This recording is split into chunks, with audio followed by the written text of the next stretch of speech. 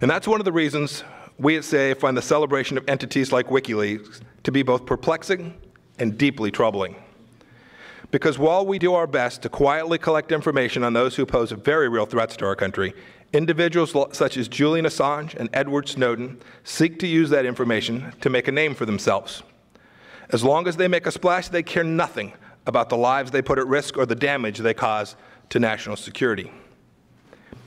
WikiLeaks walks like a hostile intelligence service and talks like a hostile intelligence service. It has encouraged its followers to find jobs at the CIA in order to obtain intelligence. It directed Chelsea Manning in her theft of specific secret information. And it overwhelmingly focuses on the United States while seeking support from anti-democratic countries and organizations.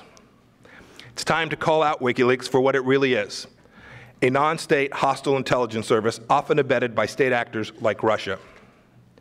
In January of this year, our intelligence community determined that Russian military intelligence, the GRU, had used WikiLeaks to release data of U.S. victims that the GRU had obtained through cyber operations against the Democratic National Committee. And the report also found that Russia's primary propaganda outlet, RT, has actively collaborated with WikiLeaks. Now, for those of you who read the editorial page of the Washington Post, and I have a feeling many of you do, yesterday you would have seen a piece of sophistry penned by Mr. Assange.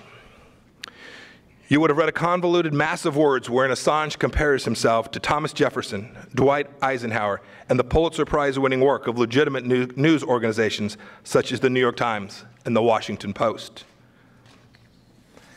Assange claims to harbor an overwhelming admiration for both America and the idea of America.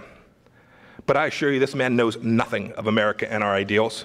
He knows nothing of our third president, whose clarion call for life, liberty, and the pursuit of happiness continue to inspire us and the world.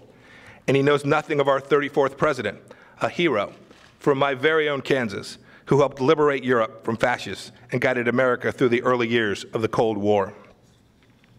No, I'm quite confident that had Assange been around in the 30s and the 40s and the 50s, he would have found himself on the wrong side of history. We know this because Assange and his ilk make common cause with dictators today.